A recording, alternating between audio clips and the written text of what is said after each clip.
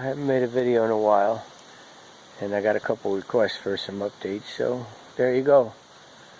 I'm starting to stack the logs. That's a temporary staircase, so I can get up and down easy enough. A little humid today, but a nice breeze.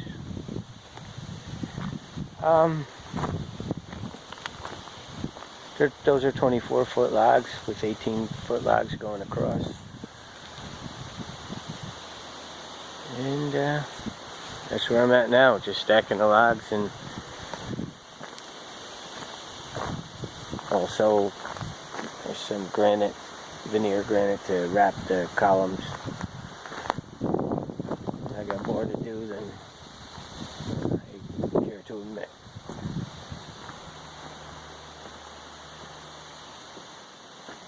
But it's fun.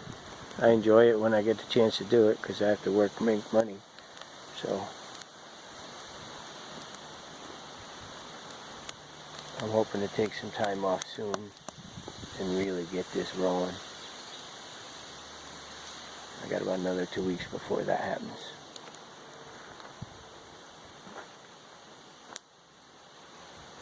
Cool. Any questions? Shoot me an email.